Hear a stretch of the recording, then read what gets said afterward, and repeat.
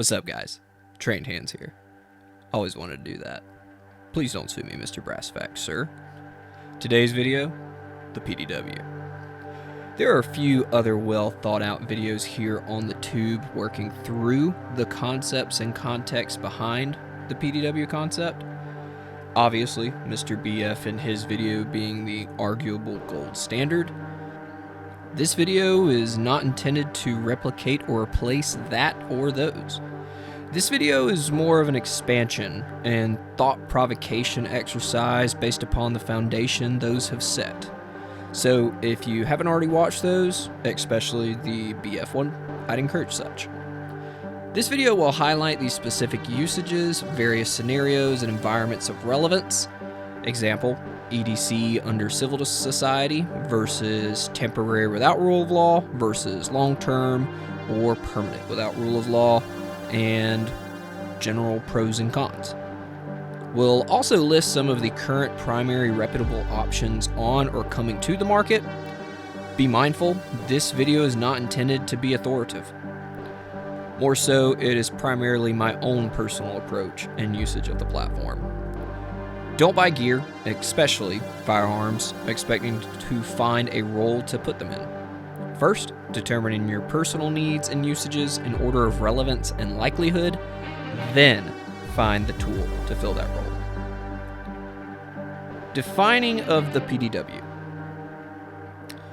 The basic definition and primary purpose of the PDW can come down to the wieldability of a rifle, aka stocked weapon, in a covert concealable package that can be practically carried where/when you would actually need it in a similar or at least relative fashion to that of a handgun, whether that context be for civil society or without rule of law.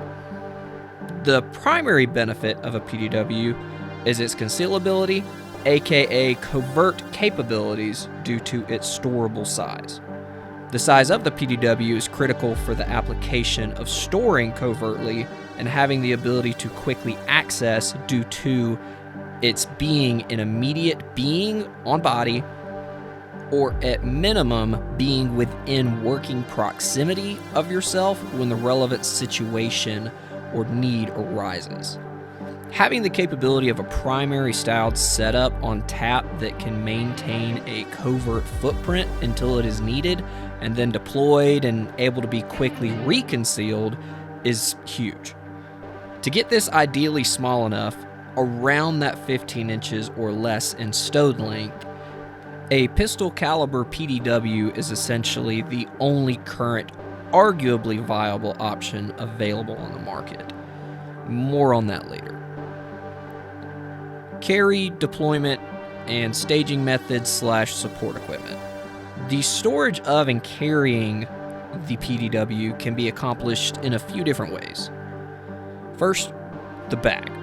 This method is honestly the most utilized and relative method for the average individual.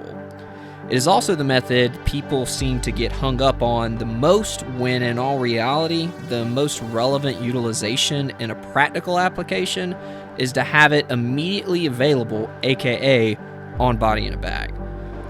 Most all of the primary scenarios, especially those that are higher up on the ladder of likelihood, require that your tools be immediately available to you, and in almost every example, in a bag finds itself to be the best solution. It should also be noted that while the type of bag to utilize shouldn't be viewed as an exact science, it at minimum should have the ability to be deployed within a 5-second maximum time frame. This time frame is afforded nuance based on exact use case, but it is fairly arguable. For most context and usages, a sling bag, especially minimalist sling bags, are an excellent option that balance storage and those deployment times. After the bag, the stationary staging of the PDW is the arguable. This method highlights the securing / deployment of the PDW from a dedicated stationary staging point that is not on body, but equally relevant due to the situation's context. greatest example of this is staging within the home for home defense. The sling is the overt alternative to the bag. While it can also be utilized in a covert manner under a large jacket for those who find context for such, the sling is traditionally an overt option that allows immediate access to the platform. This usage shines under the traditional concept of the PDW within warfare as a primary weapon platform that can be carried on body for the individual whose primary responsibilities or objectives are not combat-oriented, but still require or desire a primary-sized weapon for capability. Most relevant example for the civilian would be use on the homestead or castle, whether the context of that situation be under a civil society or without rule of law. After the sling is inside the waistband carry. This is essentially an unexplored option at the moment for the most part, but is coming soon thanks to Flux Defense and their recent innovation of a P365-based radar platform with the capability to be concealed via appendix. Under the civil society everyday carry context, this option prospectively provides the same benefits as a bag-stored PDW, but in a setup that replaces the concealed handgun. I think there's a lot that can be said in this context, but I'll save that for a future video when I get my hands on one. Lastly, the vehicle. This defining of a PDW is not a traditional, air quotes, truck gun. Realistically, the truck gun concept is primarily applicable or at least justifiable for without rule of law scenarios or where you are working out of / within essentially constant accessibility of your vehicle. Most relevant example, a law enforcement patrol rifle concept. The entire concept of the PDW is to have the ability to deploy in a time frame that makes it relevant to utilize over a concealed handgun in that particular situation. Specifically being non-immediate but imminent threats.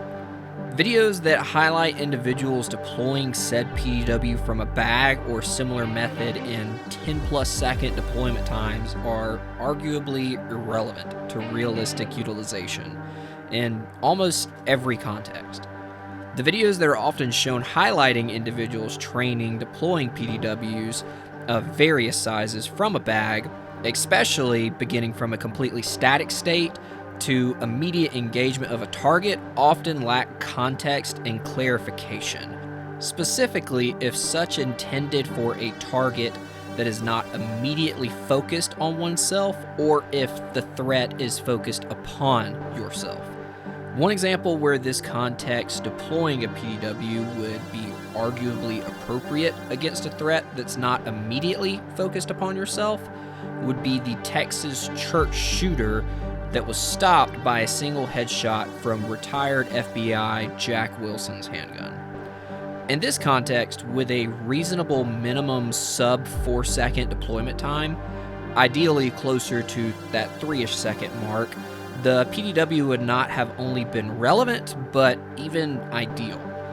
Equally, to be clear, this is not to say that you should not have equal capabilities with your concealed handgun, as obviously Mr. Wilson did.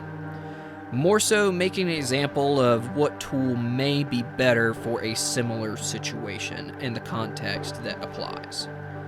In the context of a civil society, the PDW doesn't always make sense for every civilian in every environment. But in the context of a society without rule of law, whether temporary, i.e. riots as example, or long-term / permanent, aka full-on collapse, it is the tool that fits in that covert but capable and carryable category to get you to your castle, aka home or homestead, where covertness is no longer a primary consideration, dependent on the situation. More on that later, though. Examples that do not fit under this defining, or at minimum are debatable to nuance. any currently available AR or similar platform option in a rifle caliber. They are too big to carry consistently and covertly for most practical use cases. Now, there are some individuals who choose this route. Jared of TA Targets is a great example, and still make it work under the PDW concept. At minimum, he is actually doing such under a thorough decision-making process and concept considerations, and more power to such. Simply put, it's arguable that while it can be done, is it really the best route? For you, that may be the best, and as said, more power to you. No demeaning meant by saying such. For most, it's arguable that as small as physically possible is the best route, even over the ballistic capabilities of 300 Blackout or similar platforms. Another example, large/most PCCs. Not only are these guys too big, they also lack the ballistic capabilities of same size or smaller AR-style platforms. At this point, just carry and get one of those AR 300 Blackouts or similar MCXs or whatever suits your fancy. Finally, you have shotguns. If you're not intending to breach with it, just don't. Literally all of these other options are better and at similar or relative attainable price points. Scenarios and context of usage in order of relevance. Now for expansion on those scenarios and their context in order of likelihood/relevance. First category, civil society. And underneath such, everyday carry. The all too controversial. As I've already mentioned, some examples and context in regards to such, I'll keep this short. The usage of the PDW in the EDC context is a case-by-case, individual-by-individual basis. For myself, I'm a father and I carry a diaper bag almost everywhere my family goes. There's nothing to it to carry my PDW in that diaper bag to provide some additional capability if the relevant situation arose. Equally, I don't always carry it every single place we go, depending on the environment. And there will be times without my family as well that I personally choose to carry it. Walking into the grocery store or any sort of shopping? Absolutely. Running into the gas station while family waits in the car? Most often, no. Going to work where I have my bag immediately available? Yes. There really is not a ton more that can be said here, short of listing every single possible situation or scenario. The primary point in the EDC context is if it makes sense for a possible non-immediate but imminent threat and the environment for covert carry is achievable, why not carry it? Like everything else, context is key. The home/homestead. I've also already mentioned some context behind this usage under a civil society. Even if this is the only context that you personally decided to utilize the PDW under, I would argue it is still a wise investment. While not necessarily meeting its full potential, it is still arguably one of, if not the best option in this category. Next category, temporary without rule of law. Greatest example of this context is the all well-known 2020 civil unrest, aka peaceful arson, Molotov cocktails, suddenly appearing brick piles, assault skateboards, and "that's my AR, I don't know use." Under this context, the PDW is a solid option for the homestead and home invasion. Finally, long-term/permanent without rule of law. This being essentially defined as crap hit the fan. For the most part in these situations, a rifle and full-on kit would be a better primary option, but there is still some nuance. I'll hit on that more momentarily. Some additional highlights and benefits. One of the greatest additional highlights of the PDW is the general wieldability over rifle and pistol for women, children, elderly, and others with similar needs. These individuals come from a place of less physical strength and or training, but still require a capable platform. The handgun obviously has its place and the traditional long gun as well, but it's undeniable that for these individuals, the benefits of the PDW platform provide an ideal solution. Single/support hand usage. The increased wieldability for a single hand or support hand usage is another mentionable consideration. This is an especial highlight for those with the priority of securing young children or babuskis. Prep deployment. While there is context for deployment from a full static state out of a bag as mentioned prior, another consideration is prepping the draw before deployment in a non-immediate but imminent scenario. Example, you're in a shopping center and hear shots ring out and panicking crowds follow. You do not see an immediate threat, but it's clear the threat is close by.